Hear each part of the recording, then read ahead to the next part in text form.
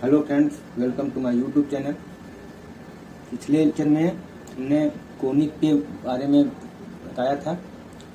तो जो कोनिक होता है वो ऐसे पॉइंट का लोकस होता है जिसकी एक स्थिर बिंदु और एक स्थिर लाइन से दूरियों का अनुपात एक कांस्टेंट होता है, यानी कि PS/PM बराबर कांस्टेंट E होता है। और इस कांस्टेंट को कहते हैं इसेंट्रिसिटी, या हिंदी में उत्केंद्रता कहते हैं। और हमने बताया था कि E की वैल्यू अगर 1 है तो जो कोनिक होता है वो पैराबोला होता है। तो आज के लेक्चर में हम लोग पैराबोला ही पढ़ेंगे। तो आइए स्टार्ट करते हैं। पैराबोला बोलते हैं इसको हिंदी में। तो पैराबोला के केस में जो इसेंट्रिसिटी होती है वो होती है 1।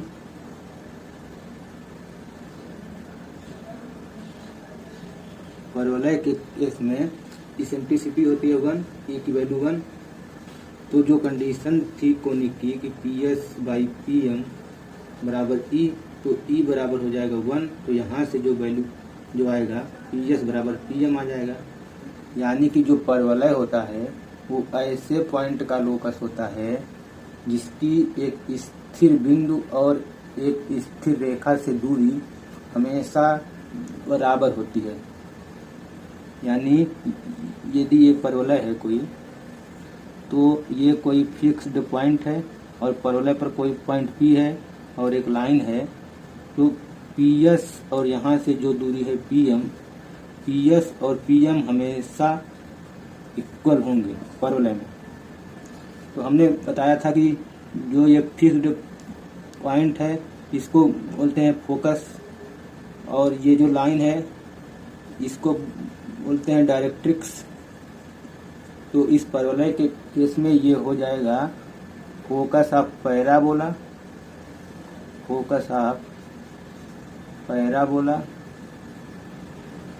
और ये हो जाएगा डायरेक्ट्रिक्स ऑफ पैराबोला। और ये हमने बताया था ये होता है वर्टेक्स। इसको A बोलते हैं, तो ये हो जाएगा वर्टेक्स, या हिंदी में शीर्ष बोलते हैं।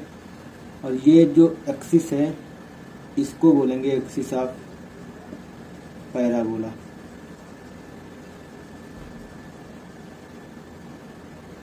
तो ये सब तो नोटेशन हुआ।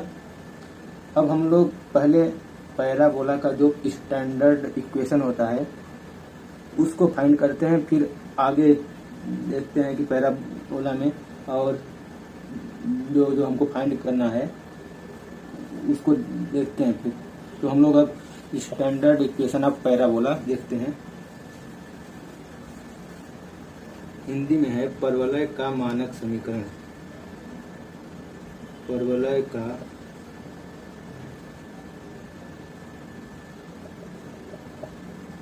मानक समीकरण, स्टैंडर्ड इक्वेशन ऑफ पैराबोला।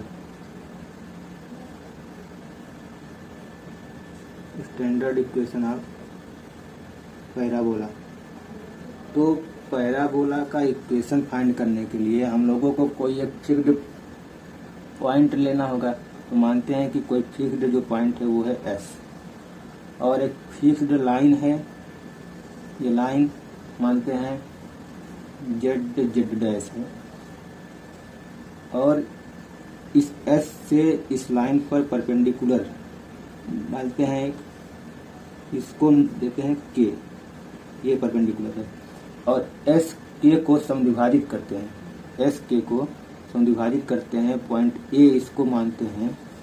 तो समद्विभाजित करने का मतलब है A के बराबर AS है। तो जो डेफिनेशन होती है पैराबोला की कि PS बराबर PM होती है, तो मान लेते हैं ये पैराबोला है और P कोई पॉइंट है परवलय पर, तो P से S को मिलाते हैं और P से लाइन Z डैश पर एक परपेंडिकुलर ड्रा करते हैं, इसको बोलते हैं M।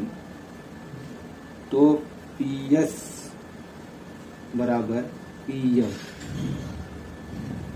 हम लोगों को ये कंडीशन पता है। और जो ये KS है इसको आगे बढ़ा देते हैं और इसको मान लेते हैं एक्स एक्सिस है, जो कि इस परवलय का एक्सिस है, यानी ये जो लाइन है ये एक्सिस ऑफ पैराबोला है, एक्सिस ऑफ पैराबोला है, और ये वाई एक्सिस है। मान लेते हैं कि जो ए है, ए वो ओरिजिन है और के एस जो है या एस के जो है इसकी लंबाई 2a है, के एस बराबर 2a मानते हैं। तो जो ये ए पॉइंट है ये के एस को समविभाजित करता है, तो ए से एस होगा ए, क्योंकि के एस है 2a, तो ए एस होगा ए, तो एस का जो कोऑर्डिनेट हो जाएगा a, 0 हो जाएगा, और यहाँ तक भी होगा a, तो ये हो जाएगा जो k पॉइंट है ये हो जाएगा -a, 0। तो हम लोगों को फाइंड क्या करना है, PS कितना होगा, P पॉइंट मान लेते हैं x, y है, P पॉइंट x, y है, तो PS हो जाएगा x माइनस a का whole square plus y minus 0 का होल स्क्वायर अंडर रूट में। और PM हम लोग कैसे फाइंड करेंगे, क्योंकि इस लाइन का इक्वेशन हमको नहीं पता है अभी। तो PM फाइंड करने के लिए हम लोग मान लेते हैं कि यहाँ से एक परपेंडिकुलर करते हैं ड्रा, इसको मान लेते हैं n है, तो PM जो है वो NK के बराबर है, और NK कितना होगा, NK जो होगा NA प्लस AK होगा, और NA कितना होगा, ये होगा x, क्योंकि पॉइंट P का कोऑर्डिनेट है x, y। तो हम लोग फाइंड करेंगे PM, पहले लिखते हैं PM कितना होगा NK, और NK कितना होगा NA प्लस AK, और NA है x, क्योंकि P पॉइंट का कोऑर्डिनेट है x, y, तो NA होगा a, और AK a है, तो x प्लस a हो जाएगा PM। और PS तो हमको पता है x माइनस a का whole square plus y minus 0 का होल स्क्वायर अंडर रूट में। तो PS बराबर PM से PS बराबर PM इम्प्लाई करेगा, PS आ जाएगा x माइनस a का whole square plus y minus 0 का होल स्क्वायर बराबर PM है x प्लस a। अब इसको सॉल्व करते हैं तो x माइनस a का whole square plus y minus 0 का होल स्क्वायर बराबर x प्लस a का whole square, x plus a का होल स्क्वायर। इसको सॉल्व करेंगे तो x square plus a square minus 2ax plus y square बराबर x square plus 2ax plus a square. यहाँ से x square a square, x square a square cancel होगा, तो यहाँ से जो आएगा y स्क्वायर बराबर यहाँ पर माइनस 2ax है, यहाँ पर प्लस 2ax है, तो y स्क्वायर बराबर 4ax आ जाएगा। ये है पैराबोला का स्टैंडर्ड इक्वेशन। यदि जो पैराबोला का वर्टेक्स है वो 0 0 हो और जो एक्सिस है वो x एक्सिस हो, तो जो पैराबोला का स्टैंडर्ड इक्वेशन आएगा वो आएगा y स्क्वायर बराबर 4ax। तो यहाँ से हम लोगों को जो पता चला है वो ये है कि जो पैराबोला का वर्टेक्स होगा इस केस में वो ओरिजिन होगा, और फोकस या हिंदी में नाम भी बोलते हैं वो होगा a, 0, और जो एक्सिस होगा इक्वेशन ऑफ एक्सिस जो होगा वो y बराबर 0 होगा, क्योंकि ये है इसका एक्सिस। तो एक्स एक्सिस का जो इक्वेशन होता है वो होता है y बराबर 0। और ये जो डायरेक्ट्रिक्स है, डायरेक्ट्रिक्स का इक्वेशन ऑफ डायरेक्ट्रिक्स जो आएगा वो आएगा x बराबर -a, x बराबर -a। डायरेक्ट्रिक्स का इक्वेशन आएगा x बराबर -a या x प्लस a बराबर 0। तो हम लोग अब जो परवलय का स्टैंडर्ड इक्वेशन आया y स्क्वायर बराबर 4ax, इससे हम लोग देखते हैं कि हम लोग क्या क्या कंक्लूजन हम लोगों को मिलता है। तो जो पहला कंक्लूजन है वो है कि जो पॉइंट 0,0 है वो इस इक्वेशन को सेटिस्फाई करता है। तो इससे ये कंक्लूजन मिलता है कि जो पैराबोला है y स्क्वायर बराबर 4ax ये ओरिजिन से होकर पास करता है, यानी जो वक्र था वो मूल बिंदु से होकर जाता है, मूल बिंदु से होकर जाता है। पहला ये कंक्लूजन निकला। जो सेकंड है वो है कि इस इक्वेशन में यदि y बराबर 0 रखेंगे तो x बराबर 0 आएगा, y बराबर 0 करेंगे तो यहाँ से होगा 0 बराबर 4ax, तो x बराबर 0 आएगा। यानी जो वक्र था, या वक्र को इंग्लिश में बोलते हैं कर्व, जो कर्व है वो x अक्ष को मूल बिंदु पर काटता है, x अक्ष को मूल बिंदु पर काटता है। और जो पहला हुआ ये दूसरा, ये तीसरा।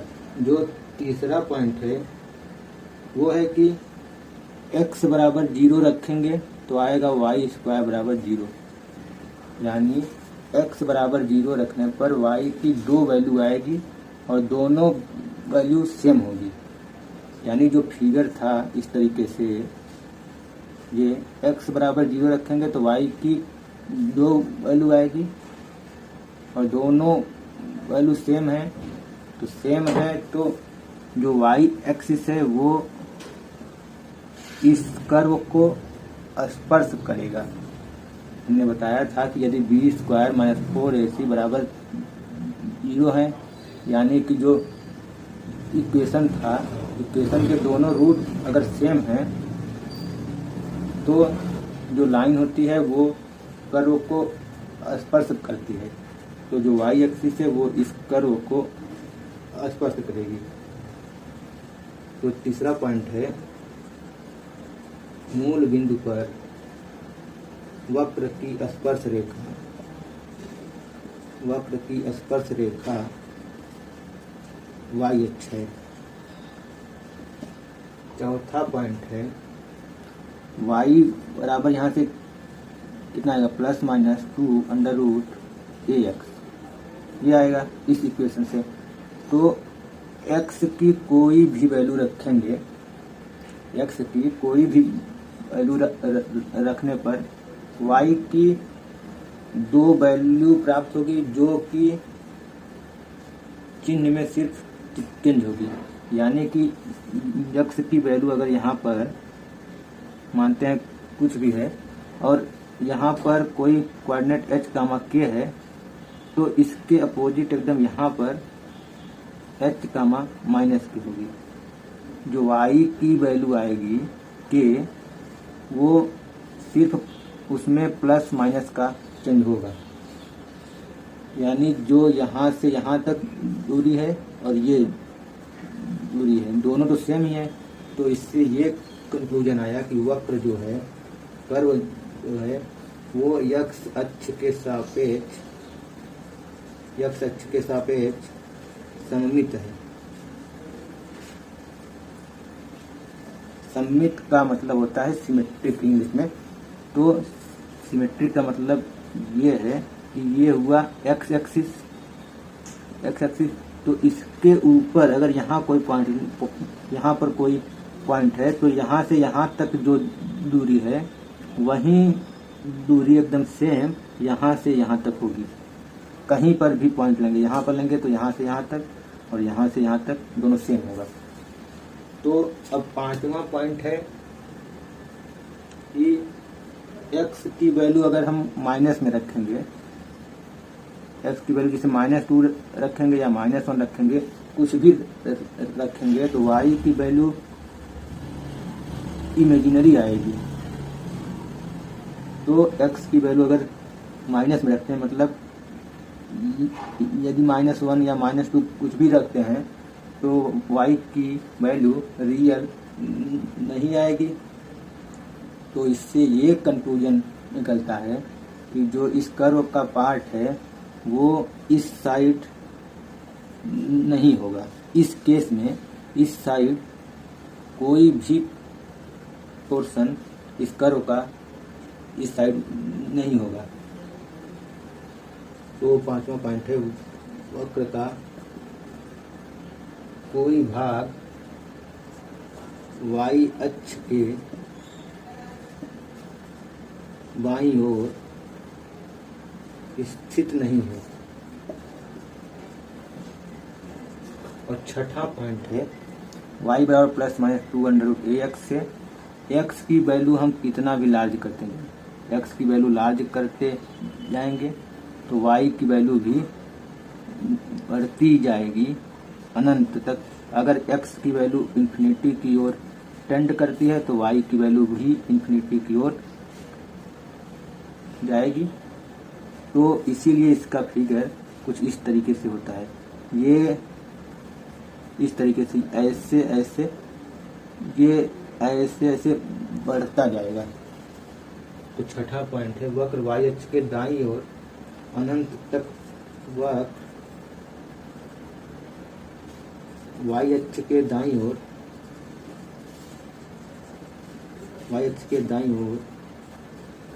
अनंत तक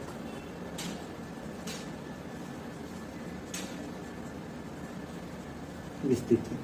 तो इन जो छह पॉइंट हैं, इन 6 पॉइंट से ये पता चलता है कि जो ये फिगर है परवलय का जो फिगर होगा इस तरीके से होगा।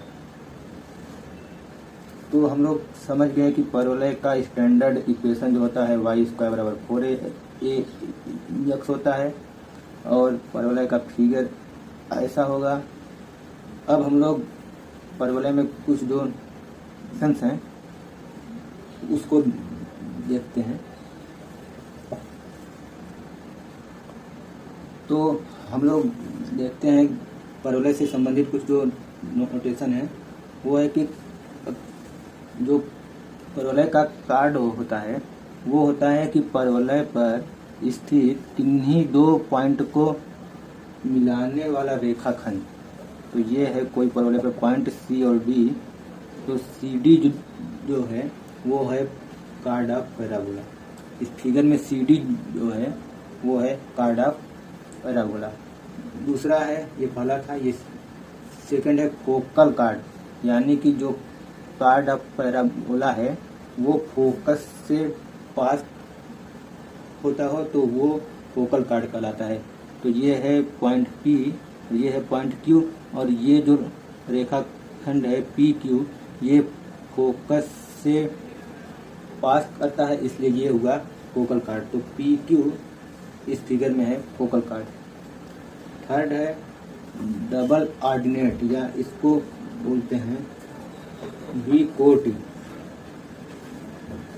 द्विकोटि होती है कि परवलय पर स्थित किन्हीं दो पॉइंट को मिलाने वाला रेखाखंड और वो एक्सिस ऑफ पैराबोला पर परपेंडिकुलर हो।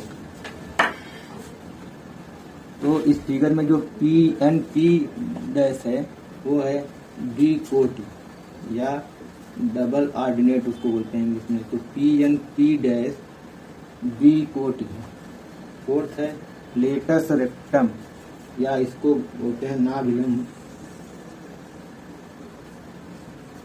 तो नाभिलंब होता है कि ऐसी त्रिकोण जो फोकस से होकर पास करती हो। तो इस फिगर में एल एस एल डैश ये है लेटस रेक्टम।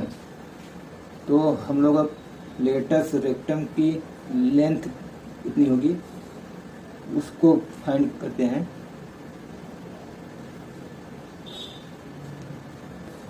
तो हम लोग अब नाभिलंब की लंबाई को फाइंड करना है।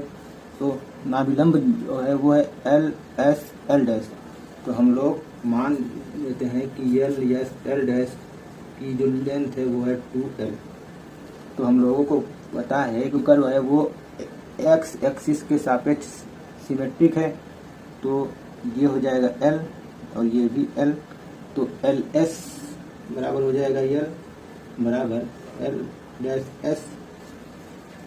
और जो ये फोकस है, फोकस का जो कोऑर्डिनेट होता है वो होता है a, 0। तो a से s तक है a, यहाँ से यहाँ तक है a, और s से l तक है स्मॉल l। तो जो पॉइंट है कैपिटल L का कोऑर्डिनेट हो जाएगा a, स्मॉल l। तो जो ये पॉइंट है L, ये पैराबोला y स्क्वायर बराबर 4ax पर है। तो जो कोऑर्डिनेट है इसका a, l, ये y स्क्वायर बराबर 4ax को सेटिस्फाई करेगा। तो रखते हैं इसमें y के स्थान पे होगा l, x के स्थान पर a। तो यहाँ से आ जाएगा l स्क्वायर बराबर 4a और x के स्थान पे a।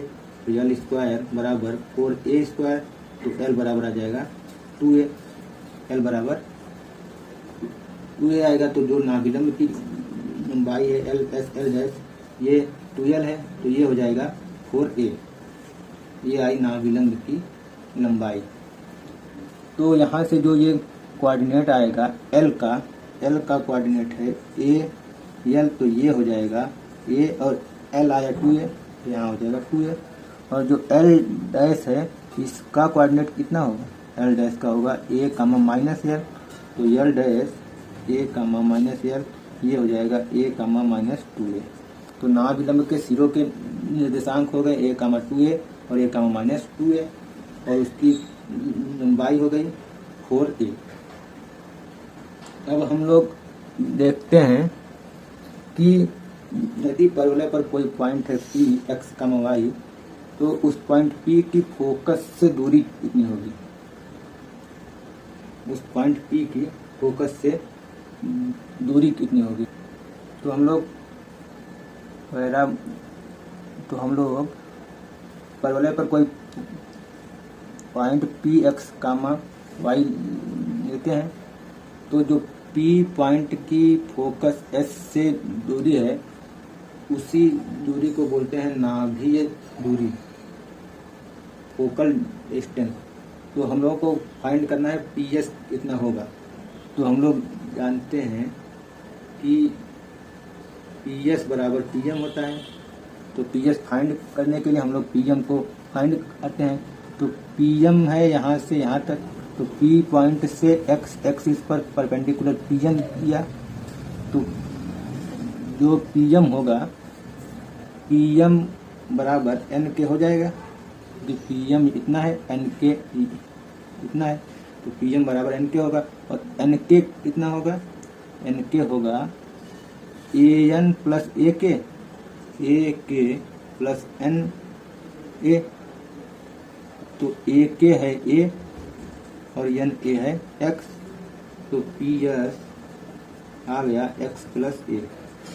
तो जो फोकल डिस्टेंस आई वो आई X प्लस A, यानी जो पॉइंट है x, y उसकी फोकस a, 0 से जो दूरी आएगी वो आएगी x प्लस A। तो आज के लेक्चर में बस इतना ही। अगले लेक्चर में हम लोग जो परवलय के दूसरे फॉर्म्स हैं, यानी परवलय ऐसा है या परवलय ऐसा है या एक तरीके से ऐसा है, तो इसके बारे में हम लोग देखेंगे। Thank you.